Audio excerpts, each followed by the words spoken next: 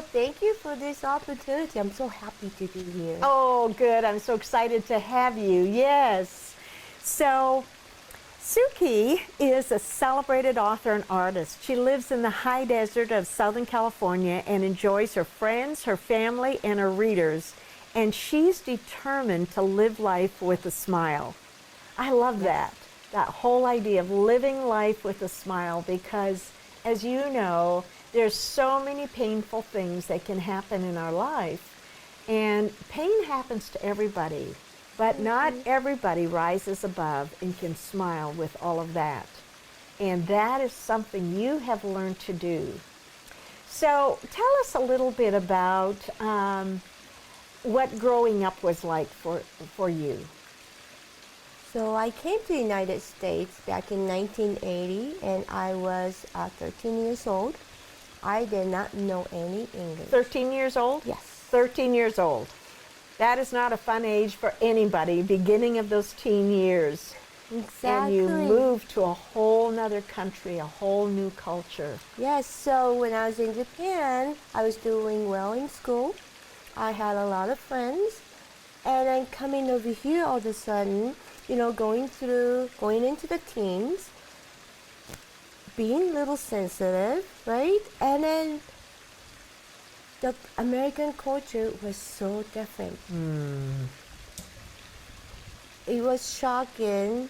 I'm sure. And, it was 1980, and my mom wanted me to be comfortable as possible, so she found a friend who has a daughter about a year older than me, and they said, well, we'll give you my daughter's clothes so she can go wearing American clothes, at least try to fit in.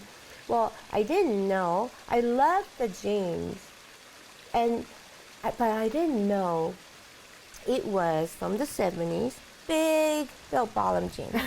And I loved it. But what I didn't know is when school with that in 1980, that bell-bottom jean was no. The skinny no jean just came out. Style. So trying to impress it it didn't work. Everybody was looking at me like, oh my God, what's wrong with her? I can laugh about that now, but it was embarrassing. I'm sure it was. Wow. So that was just some of the adjustment that came. Let's jump ahead a number of years when you got married. Yes. So I got married when I was 18. I was still struggling, trying to adjust here in the United States, and I wanted to make my own family the way I want to have that happy little family. Sure. And I had my first son when I was 19, and I was working, trying to keep the family together, and I was just telling myself I would do better than my parents. It wasn't that bad, but I just wanted to have my own little family. Own happy family. It's something we all desire, just to have our own happy family. Absolutely. And what happened? It didn't go that way. And I have to say, maybe I was too young to understand the love itself. But what I wanted to do was I was willing to do anything to provide and keep it together. I didn't mind working every day, 2 part-time jobs, didn't have enough to eat, but I didn't mind as long as I'm keeping my family together. But in a younger age of this marriage, the relationship turned into abusive. Oh, I'm so sorry. There was a lot of anger, fighting, being threatened.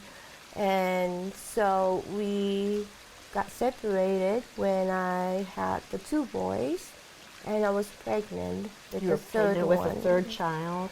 And so this was going on for several years then. Yes. Wow. And more I tried to keep the family together, it just didn't work. The harder it got. Yes. So what was that final moment that said, I can't do this anymore? I was so sad about the situations. I felt failure. I was ashamed that I couldn't even keep one marriage together. You know, why did he leave me? Did I not love him enough? You know, all the blame came. All the guilt and the shame all Yes. gets piled on, doesn't it? And it felt like I'm not worth being around. So I did thought about suicide. But when I was getting so close seriously to do the suicide, I was pregnant with my third child. The baby kicked me. Wow. And that made me realize, what am I doing? What am I doing to myself? I need to change this. And then I promised the baby, I says, you know, you're coming out in this life.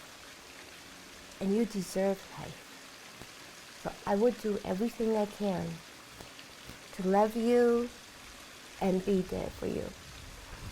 And I had to do basically one day at a time. You know, it wasn't a quick fix at all. Separation was hard, Those things are never quick fixes. and divorce was hard. I'm sure it was. You know, we have one set of 3 children. We can't divide them in half, so who's gonna take the children? And there was a battle. My ex was very aggressive, so he basically said that he's going to have the children or else. So from the fear I had, I let him have the custody of the children, and I became the weekend mom. And when that happened, I didn't know the pain that I was going through as a weekend mom. I still felt the shame. I couldn't talk to my friends that I am the weekend mom. The mom should be there with the children. I didn't even know what my children were eating, what they like to eat, what they don't like to eat, what they're wearing, what size they're wearing. All those things that are so important to a mom. So how did you keep going? I mean, here it was your children, your baby, the one you were pregnant with that really even encouraged you to stay alive, and now you lost them as well. I mean, how did you keep going? It wasn't easy at all. I'm sure. When I had them for the weekend, we would have a good time. Then when I take them back, that sadness fills in and just feels Absolutely. lonely. Just going to sleep out alone, it just felt so empty. I did ask God to forgive me for that decision I made. Of letting go of the kids? Yes. And I basically said, God, I thought that was the right way at that moment. I'm sorry for that decision, and please forgive me. And because I am not there, please take care of them for me. And did you feel like he did? Yes. He took care of your kids even when you weren't there. Yes. You know, they still had to go through a little up and downs with little Sure. stuff at school or arguments with brother and sisters.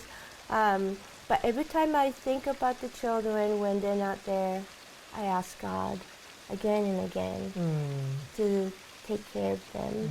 And when my children would come in and visit, I thought they were too young to understand why the divorce, why this. You know, they were about basically 9, 4, and 2 when Okay, they that's very left young, me. yes.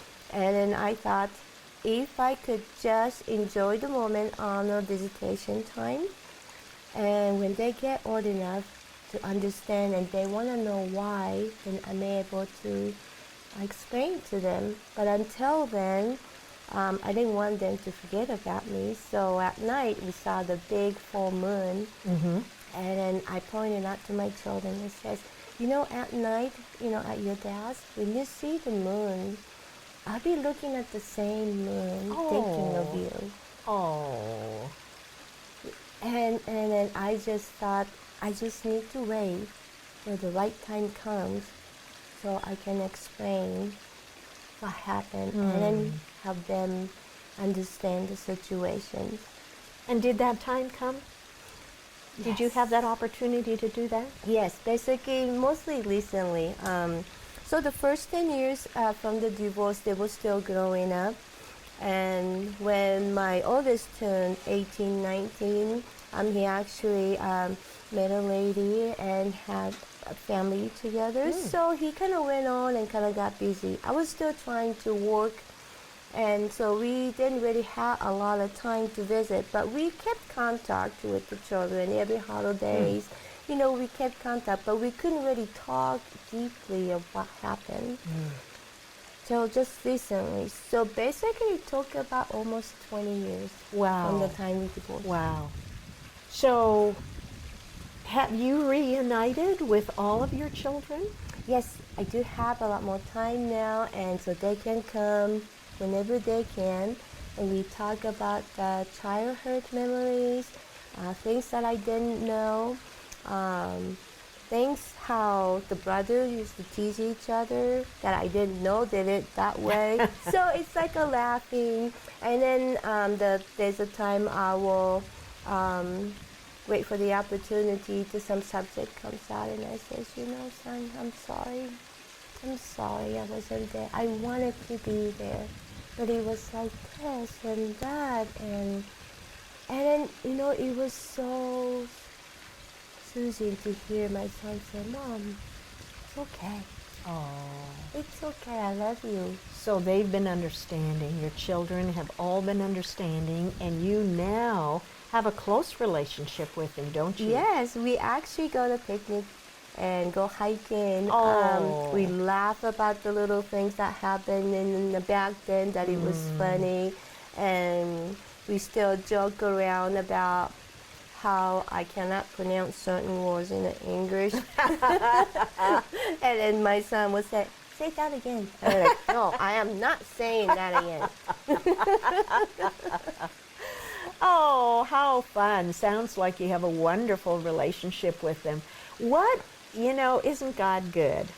I mean, we're talking about God's goodness, His graciousness. I mean, how wonderful that in these kind of situations, it's very seldom that you hear, especially all three children, to reunite with you and have that close relationship. I mean, that is clearly a gift from above. Yes, and I also believe that not only He protected us, but He also showed us in these years how to get to know God more, how praying is important. But this is like before I even became a Christian, but I knew about God, but I wasn't Christian. Okay. And this is around the divorcing time. I was having a hard time, stressed out, trying to take care of my mom at the same time. So this one day, this is kind of like part of my book too, but one day I decided to give myself a break and went to the store just to look around. And I went to this aisle that it's my favorite, which has a lot of knickknack, a lot of sparkly things, cute flowers, pictures, that cheered me up. So I was walking through there, and then I noticed this one little picture. It was the beach when the sunset, so it's kind of reddish light was going through in the beach scenery with the footprints. So, and then the poem of footprint was on there. I never read that before. And I feel like God has directed me to go there to find that, because when I read the poem, and I was thinking, I went through a hard time. I don't know how I made it through, but I made it through, and I felt alone. And then in the last part, it says, how come there's only one set of footprints? When I was having a hard time, where were you? And it said, I was carrying you. He carried you. That's when I realized, it wasn't me. It was God's strength that got me through. I started shaking. My knee buckled. I went down on the floor and I cried. I said, thank you, God, thank you. And that's when I realized how powerful God is. And that love that I felt, that you can't find it in my human love. That's right. Then I knew He will always be there for me. He will always be there. What a great story of how he just cares for us as individuals. God is so good. I hope you're enjoying His goodness.